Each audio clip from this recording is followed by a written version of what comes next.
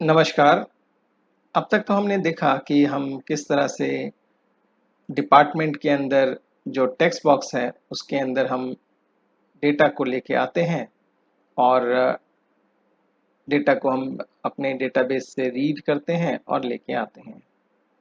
अब हम चाहते हैं कि जब ये रीड हो जाए,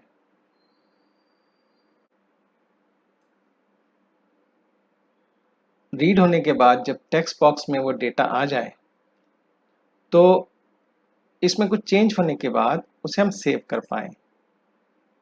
तो सेविंग के लिए भी हमने एक प्रोग्राम बना रखा था, आपको याद होगा, जो हमने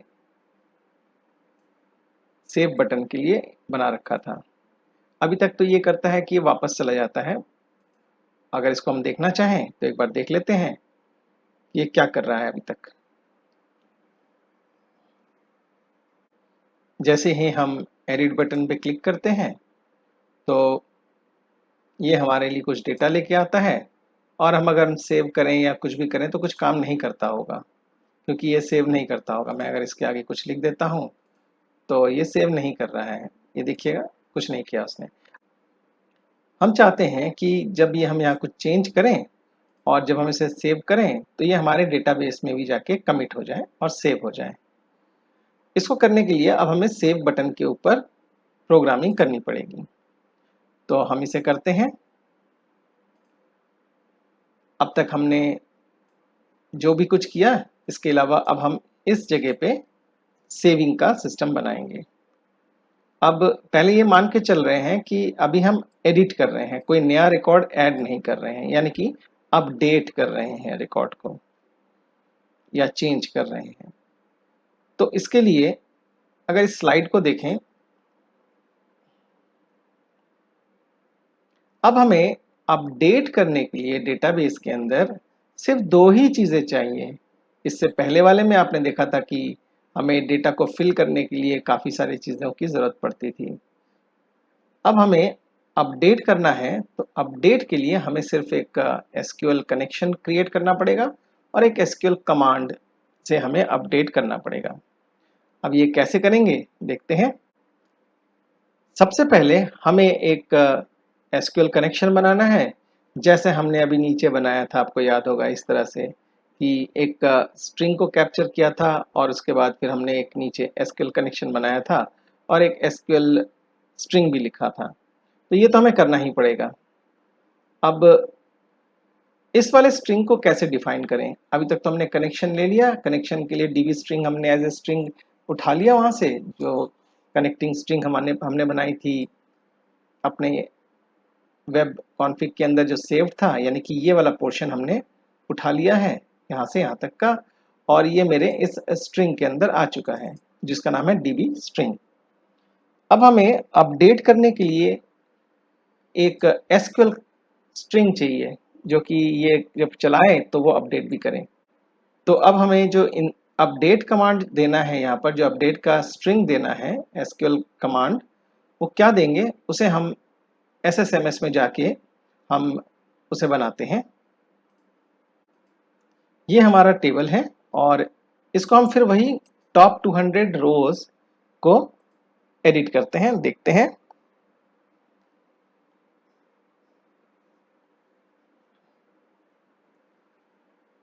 ये हमारे पास रिकॉर्ड्स आ चुके हैं। अब जैसे कि मैंने बताया था कि हम यहाँ पर क्लिक करते हैं तो हमारे पास ये पूछता है कि कौन से आईडी की बात करते हैं। तो हमने कहा था कि जी से फॉर एग्जाम्पल 3, और हम रन करते हैं तो हमें सिर्फ फॉर एग्जाम्पल 4, तो सिर्फ ये 4 के रिकॉर्ड्स को लेके आता है। अब हम चाहते हैं कि इसी रिकॉर्ड को अपडेट करना, तो उसके लिए एक ऑप्शन होता है चेंज टाइप। अगर मैं इस पर क्लिक करता हूं तो देखिए इसमें इंसर्ट रिजल्ट है, एक इंसर्ट वैल्यू है, एक अपडेट है। हम इसका इस्तेमाल करते हैं, इसे क्लिक करते हैं। अब ये पूछता है कि आप नया क्या वैल्यू डालना चाहेंगे। अब इसमें तो हम वैल्यू डालना नहीं चाहेंगे क्योंकि ये यूनिक आईडी है, हम यहाँ वैल्यू डालना चाहेंगे। अब यहाँ क्या वैल्यू डालना चाहेंगे, मान लीजिए मैं इसकी जगह परचेज की जगह कुछ और लिखना चाहूँ, परचेज एक्स कर देता हूँ। और अगर मैं इसको रन करूँगा तो देखिए इसने कहा है कि one row affected by last query. और अगर मैं अब इसको व्यू करना चाहूँ तो एक बार देखते हैं, मैं फिर चेंज टाइप करूँगा और सिलेक्ट पे चला जाऊँगा, और सिलेक्ट पे जाके अगर मैं व्यू करता हूँ, देखिए परचेज एक्स आ चुका है। मैं इसको भी आउटपुट में ले लेता हूँ, तो ये मेरा जो रो नंबर 4 है और परचेज एक्स हो चुका है। हालांकि मैं यहाँ से भी कर सकता हूँ इसको चेंज, जैसा कि हमने पहले भी किया था। लेकिन हमारा मकसद था हम देखें कि जब हम अपडेट करते हैं तो ऐसा क्या लिखा आता है। तो मैं इस पे लिख देता हूँ परचेज एक्स। अब हम देखना चाहते हैं कि इसने हमारे लिए ऐसा क्या एसक्यूएल स्ट्रिंग बनाया है। तो उसके लिए हम इस एसक्यूएल शो एसक्यूएल पेन को देखते हैं। तो इसने कुछ इस तरह से हमारे लिए कमांड लिख के दिया है। हम इसे कॉपी कर लेते हैं और अब हम अपने यहाँ आ जाते हैं और एक बार पेस्ट कर लेते हैं। अब ये कहता है कि हमें, अगर मैं लिखूं अपडेट और टॉप 200 हटा दूं क्योंकि मुझे किसी एक रिकॉर्ड को अपडेट करना है, तो मैंने कहा अपडेट और मैं यहाँ लिख देता हूँ अपडेट। किसको अपडेट करना है? डिपार्टमेंट जो मेरा टेबल है उसे अपडेट करना है। और उसके बाद इसने लिखा है सेट, तो मैं इस सेट को भी कॉपी कर लेता हूँ। सेट डिपार्टमेंट नेम, यहाँ तक कॉपी कर लेता हूँ। सेट डिपार्टमेंट नेम, ये मैंने यहाँ पर कॉपी कर लिया है, उसे छोटा कर लेते हैं। डिपार्टमेंट नेम, और उसके बाद ये कहता है कि n, अब हम n को भूल जाते हैं, हम सिंपल एक सिंगल कोट की बात करते हैं। तो मुझे 2 सिंगल कोट तो चाहिए और उसके अंदर जो वैल्यू मेरी आएगी उसे मैं फीड करना चाहता हूँ यहाँ पर, यानी कि इस जगह पे रखना चाहता हूँ। और वैल्यू कहाँ से आएगी अभी देखते हैं। उसके बाद ये कहता है वेयर id इज 4, यानी कि इसके बाद का जो वेयर है ये एज इट इज रह जाएगा, क्योंकि मैं जिस HFID से डेटा उठाया था, यानी कि क्लिक करने के बाद जो एडिट में HFID आई थी उसी को अपडेट करना चाहता हूँ। अब यहाँ तक का हमने बना लिया है। अब हम चाहते हैं कि यहाँ पर वो वैल्यू आ जाए। तो जैसे कि मैंने बताया था, कॉन्कैटिनेट करने के लिए हम इसके अंदर प्लस का निशान लगाते हैं। अब इसमें 3 स्ट्रिंग हो गई, आप देखें, एक तो ये स्ट्रिंग हो गया, एक यहाँ से यहाँ तक का स्ट्रिंग हो गया, और एक ये स्ट्रिंग हो गया, और ये चौथा स्ट्रिंग हो गया। तो यहाँ 4 स्ट्रिंग हमारे जुड़ रहे हैं, कॉन्कैटिनेट हो रहे हैं। अब एक हम 5वां स्ट्रिंग और ऐड करना चाहते हैं, और वो है txt department dot text. Text, इसके अंदर से डेटा आएगा और इसमें जुड़ जाएगा। तो अगर हम देखना चाहें कि ये कैसा स्ट्रिंग बना रहा है, उसे भी देख सकते हैं। हमने एक तरीका बताया था देखने के लिए कि हम अगर डीबग मोड पे ना जाएं और सीधा रिस्पांस राइट करें तो हमें दिख जाएगा। तो हम यही करते हैं, हम रिस्पांस डॉट राइट और इसके अंदर हम लिख देते हैं SQL। तो अब इसको मैं एक बार रिबिल्ड कर लेता हूँ और रिबिल्ड करके वहाँ देखते हैं कैसा नज़र आता है। और रिबिल्ड इसलिए करना पड़ रहा है क्योंकि मैंने अभी प्रोग्राम में चेंज किया है। अब मान लीजिए मैं इस इंफॉर्मेशन टेक्नोलॉजी को क्लिक करता हूँ और यहाँ मैं सेव के बटन पे क्लिक करता हूँ, तो देखते हैं क्या होता है। अब ये कहता है कि अपडेट डिपार्टमेंट, जो कि मेरा टेबल है, सेट कीजिए फील्ड का नाम जो कि मेरे पास इस वक्त डिपार्टमेंट नेम है। उसके बाद इंफॉर्मेशन टेक्नोलॉजी जो सिंगल कोट के अंदर लिखा है, हम किसी स्ट्रिंग को हम हमेशा या कैरेक्टर को हम हमेशा कोट सिंगल कोट में लिखेंगे, और ऐसे ही डेट को भी।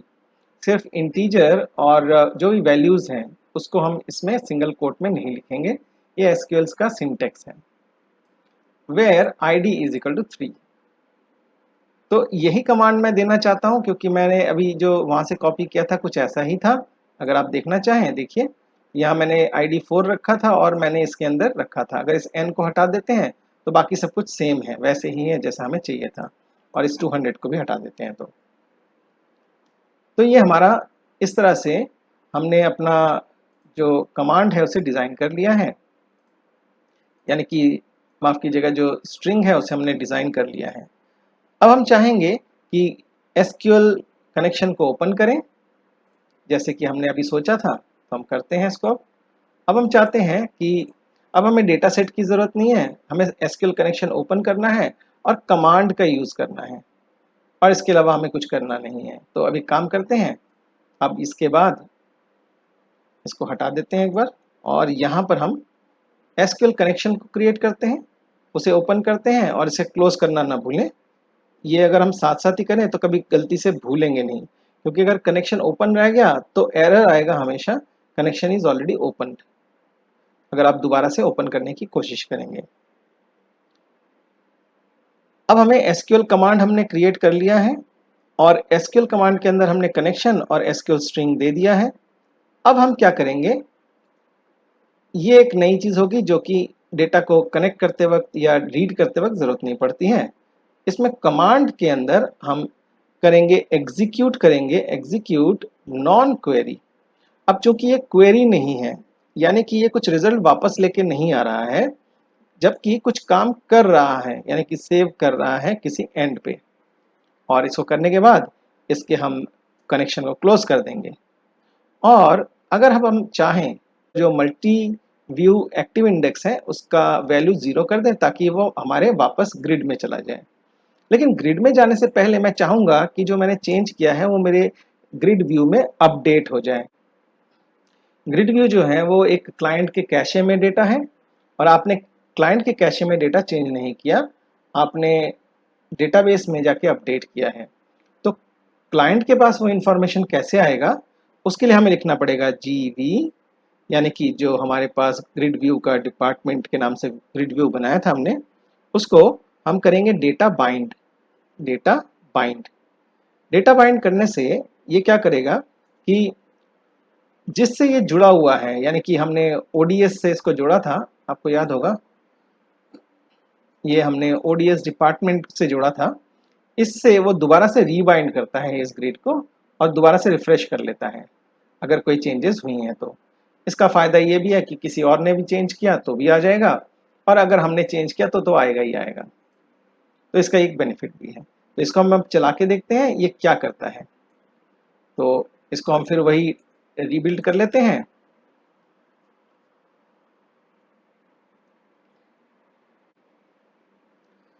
अब एक काम करते हैं, हम इस अकाउंट्स को क्लिक करते हैं और इसके आगे स्पेस देखें एक्स लिख देते हैं, ताकि हम देखें कि ये अपडेट हो रहा है कि नहीं हो रहा है। हमने सेव किया, अब ये देखिए इसने अपडेट कर लिया।